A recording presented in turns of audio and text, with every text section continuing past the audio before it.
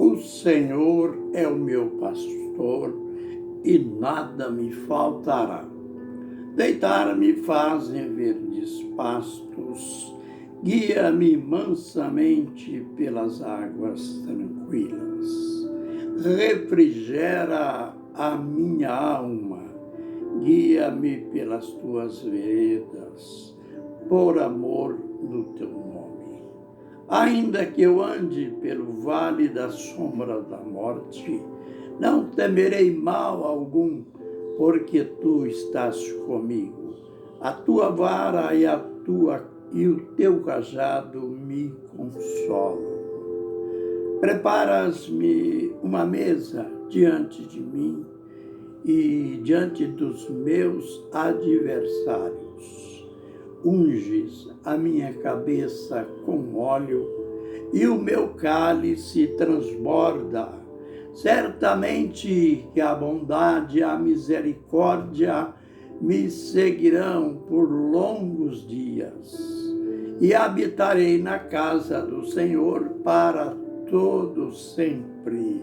Salmos de número 23. Ministério Pão Vivo, direto ao assunto.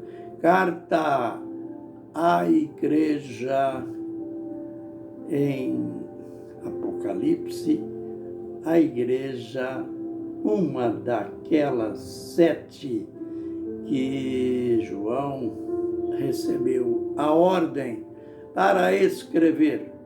Já falamos de Éfeso, de Esmirna e agora Pérgamo.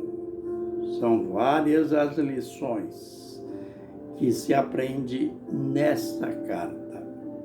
A primeira lição, a desvantagem da igreja de Cristo, estar localizada em um centro idolátrico, pois era esta a situação da cidade de Pérgamo, embora antiga, pois ela foi fundada em torno de 600 anos antes de Cristo. Era um centro cultural, mas também um centro idolátrico. Tão idolátrico que Jesus disse para a igreja que ali estava o trono de Satanás.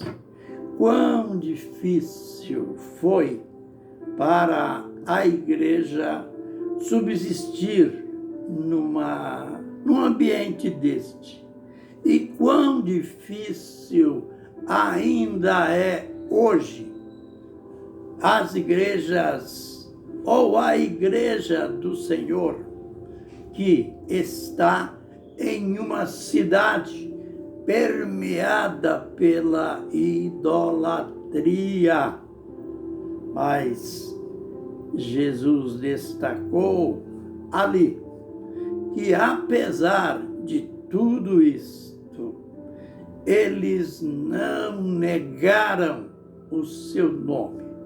Você sabe que é difícil manter uma doutrina, manter um princípio solitário, crer diferente de todos. Era o que acontecia com a igreja ali. Eles criam só no Senhor Jesus Cristo. E a cidade tinha uma coleção de deuses mitológicos, deuses feitos pelas mãos dos homens. Como era difícil para eles, mas mantiveram a fé em Jesus, não negaram o nome de Jesus, mesmo em uma situação gravíssima, mataram o seu líder Antipas, que é chamado pelo Senhor Jesus a minha fiel testemunha. Aleluia! Quando Deus pode dizer assim de alguém numa igreja, apesar dos pesares, apesar de tudo, ali tinha um líder fiel, que o Senhor o classificou como a minha fiel testemunha. Mas que fim trágico ele teve. Ele foi assassinado no meio dos irmãos. E mesmo diante desta situação, a igreja permaneceu fiel, firme. Mas agora vieram os entretantos. Entretanto, eu tenho contra ti. Que palavra dura! Eu tenho contra ti. Que tens aí os que ensinam as doutrinas de Balaão. Hoje, a terra está cheia de igrejas assim.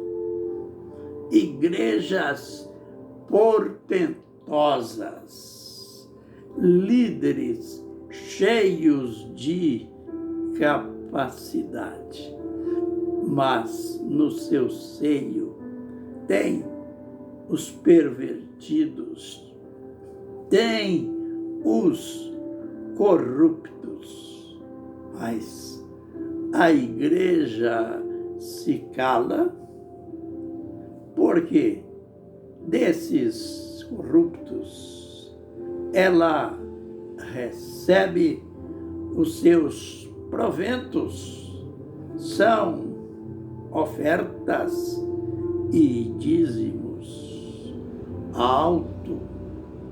Eu já estive numa igreja em que o grupo de louvor era uma bênção. E neste grupo